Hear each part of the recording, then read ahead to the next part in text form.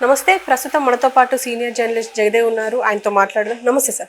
నమస్తే. సార్, అమితాబ్ బచ్చన్ ఈరోజు ఒక ట్వీట్ చేశారు. ఆ ట్వీట్కి ముందు ఏం జరిగింది అంటే అభిషేక్ బచ్చన్ అండ్ ఐశ్వర్య విడాకులు తీసుకుంటున్నారు అని చెప్పేసి, అది నిజమవునా లేకపోతే నిజంగానే తీసుకుంటున్నారు, వేరువేరుగా ఉంటున్నారు, ఇవన్నీ వార్తలు వస్తున్నాయి.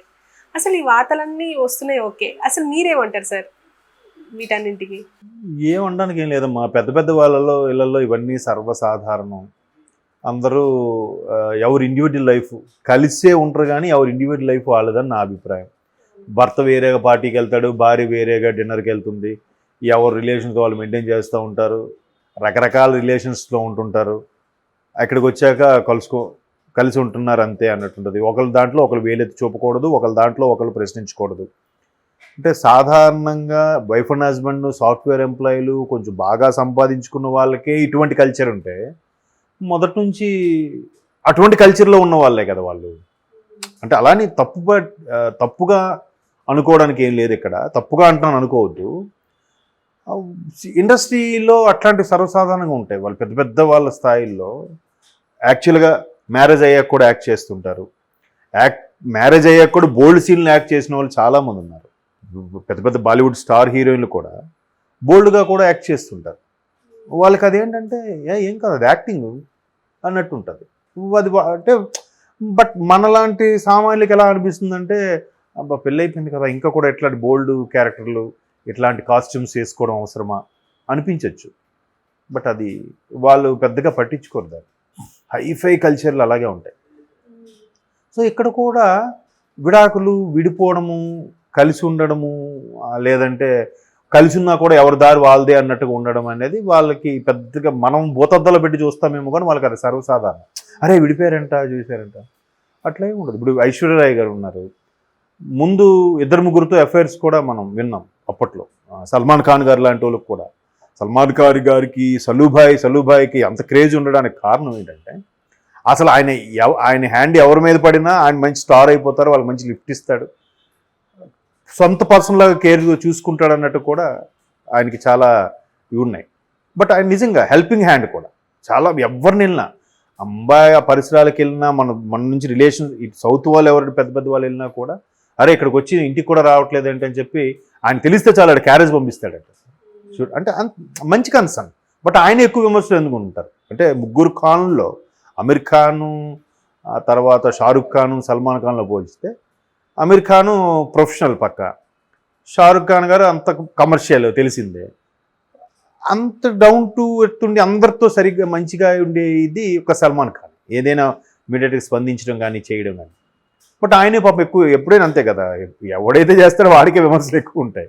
సో అట్లాంటి సల్మాన్ ఖాన్ గారితో అఫైర్స్ అని, తర్వాత మధ్యలో ఇంకెవరి పేర్లు రకరకాలుగా. అట్లాగే మొత్తానికి అది తిరిగి అభిషేక్ బచ్చన్ గారితో మ్యారేజ్ చేసుకుంది, బిడ్డను కూడా కంది, ఒక పాప అనుకుంటాను. సో ఆ పాప కూడా ఇప్పుడు మనం రీసెంట్గా ఇక్కడ ఫొటోస్ కూడా చూసాను, ఆ పాప కూడా చాలా పెద్దదయ్యింది. తర్వాత ఐశ్వర్య మ్యారేజ్ అయ్యాక కొంచెం ఫేడ్ అవుట్ అయిపోయింది ఫేస్ కానీ అవన్నీ కూడా కామన్. ఇప్పుడు అభిషేక్ బచ్చన్ కూడా అంత ఇదిగా లేరు ఆయన. ఐ మీన్ స్టార్డమ్లో లేడు ఆయన. ఏదో యాక్టర్గా ఉన్నాడు, అప్పుడప్పుడు అడపా ఏవో చేస్తుండొచ్చు, కానీ అంత ఇమేజ్గా లేరు. సో ఈవిడికి కూడా లేదు. ఒకరికుండి ఒకరు లేకపోయినా కూడా పెద్దవాళ్ళు ఆ రకమైన తారతమ్య భేదాలు వస్తాయి. బట్ మేబీ చిన్న చిన్న పొరపక్షాలు వస్తాయి. వాళ్ళకి ఏంటంటే మిడిల్ క్లాస్ ఫ్యామిలీస్లోనే వాళ్ళు ఎక్కువ డైవర్స్ కేసులు వింటున్నాం. సో పెద్ద పెద్ద తరహాల్లో డైవర్స్ అనేది సర్వసాధారణం. పెద్దగా అలా పట్టించుకోవడానికి ఏం లేదని నా అభిప్రాయం. కానీ ఎందుకు అంటారు ఇంత అంటే ప్రొలాంగ్ చేస్తున్నారో ఏదో, కానీ వాళ్ళిద్దరు మాత్రం వచ్చి అంటే మేము విడిపోవట్లేదు అని చెప్పేసి ఎక్కడ చెప్పట్లేదు. కానీ నెటిజన్స్ మాత్రం వాళ్ళు విడిపోతున్నారు, వేరువేరుగా ఉంటున్నారు అని మాత్రం వార్తలు బాగా స్ప్రెడ్ చేస్తున్నారు. అది నెటిజన్స్ ఎలా అయిపోయిందంటే, అట్లా తమ్మునేలు పెడితే ఇంట్రెస్ట్గా చూస్తారని ఉద్దేశము, లేదంటే లేనిపోని అదిగో పులంటి ఇదిగో తోక అనే రకాలు. పులి కనబడదు, నేను తోక చూశాను అంటాడు. అట్లా అయిపోయింది. అందుకే ఇప్పుడు సోషల్ మీడియాలో ఎట్లా అయిపోయిందంటే, ఏ గాసిప్స్ మీద అయితే చాలా సోషల్ మీడియా ఛానల్స్ బతుకుతున్నాయో, ఆ గాసిప్స్ని మితిమీరి రాయడం వల్ల, కొన్నాళ్ళకి వాళ్ళే లేకపోవడం వల్ల మీరు ఇంక ఎవరి మీద రాస్తారు? వీళ్ళు దేన్ని ఆధారం చేసుకుని వీళ్ళు బతుకుతారు, దేన్ని ఆధారం చేసి వీళ్ళు తింటారు అనేది ఉండాలి. కానీ ఏం కాదులే, మనం కొత్తగా ఇచ్చాం, మన న్యూస్కి మంచి వ్యూస్ వచ్చాయి, షేర్స్ వచ్చాయి, లైక్స్ వచ్చాయి, సబ్స్క్రైబర్ పెరిగారు, ఇట్లాగా ఆలోచిస్తున్నారు తప్ప దీనివల్ల అవతల వాళ్ళు నిజంగా వాళ్ళు హ్యాపీగా ఉంటే వాళ్ళు కొంపలు కొల్లేరులు అయిపోయే పరిస్థితి ఉంటుంది కదా. ఇప్పుడు ఇంతకుముందు మనం కృష్ణవంశీ గారి గురించి మాట్లాడుకున్నప్పుడు కూడా ఆయనకి ఒక జర్నలిస్ట్ అడిగారు, సార్ ఏంటి రమ్య గారికి మీకు మధ్యలో ఏంటి విభేదాలు, విడిపోయారట కదంటే, అవునా పొద్దున్న నాతో అదే అంది, ఏంటి మన ఇద్దరు విడిపోయాడు కదా అన్నట్టు జోక్గా అంది, మరి సరే ఇంటర్వ్యూకి వెళ్ళి వస్తా అని చెప్పొచ్చాను అన్నాడు ఆయన. అంటే లేదు మేము కలిసే ఉన్నాము అని చెప్పే ప్రయత్నంలో.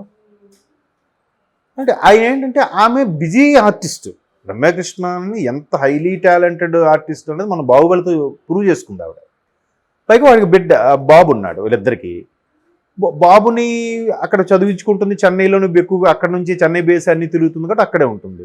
ఈయనకి ఏంటంటే తెలుగు ఈ బుక్స్ ఇవి ఈయన ఏమైనా స్టోరీ డిస్కషన్ ఇక్కడ అలవాటు కాబట్టి ఈయన వచ్చి వెళ్తుంటాడంట, బాబుని చూడాలి మేము తను చూడాలి, వెళ్ళడం ఓ 2 days ఉండడం రావడం అట్లా చేస్తుంటాడు. దానికి విడిపోయారంట అట్లా. ఇంకా ఈ ఏజ్లో ఇంకేం విడిపోయి ఏముంటుంది. అలాగని ఈయన అరే నువ్వు స్టారు నేనేం కాదు అనుకునే మనిషి కాదు అంటే సర్దుకుపోయేలా ఉంటుంది. ఆ స్థాయిలో పట్టించుకోవడాలు అట్లా ఏమి ఉండవు.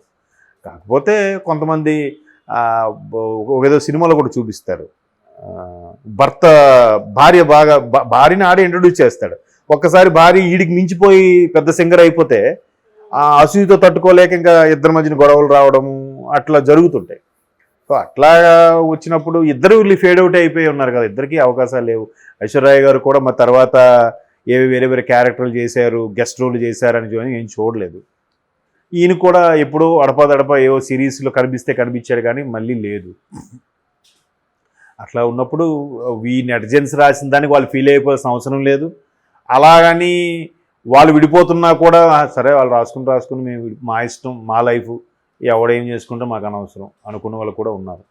తెలుగులో కూడా బాలీవుడ్లో ఆ కల్చర్ మరీ ఎక్కువ, మన దగ్గరకు కూడా అటువంటి కల్చర్లు వచ్చేసాయి ఎప్పుడో. అదే చెప్తున్నాను, మిడిల్ క్లాస్ ఫ్యామిలీస్లోనే అరే నేను ఉద్యోగం చేసుకుంటాను నీ గొప్ప నాకేంటి, నీ అజమాయిషి నా మీద ఏంటి అనుకునే రోజులు వచ్చేసాక పెద్ద పెద్ద స్థాయిలకు అవి ఏం అనిపించవు, సర్వసాధారణం. ఈ కాకపోతే నెక్స్ట్ ఇంకో పెళ్లి చేసుకుంటారు, మళ్ళీ ఇంకో పెళ్లి చేసుకుంటారు, ఆడితో ఒక 6 నెలలు సంవత్సరం 2 ఏళ్ళు, లేదు అది నచ్చలేదు మళ్ళీ ఇంకోడు, ఇట్లా చాలామంది ఉన్నారు కదా.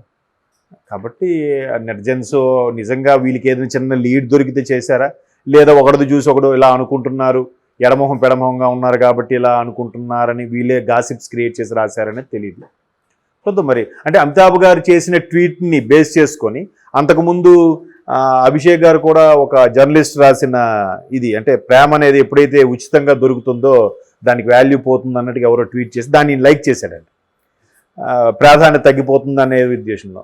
ఆ లైక్ చేశాడంటే వీళ్ళు త్వరలో విడిపోబోతున్నారేమో అని ఎవడో ఆ ఏమో కాస్త కన్ఫర్మ్ చేస్తారు. అట్లా అయి ఉండొచ్చు కానీ ఏమో చూద్దాం.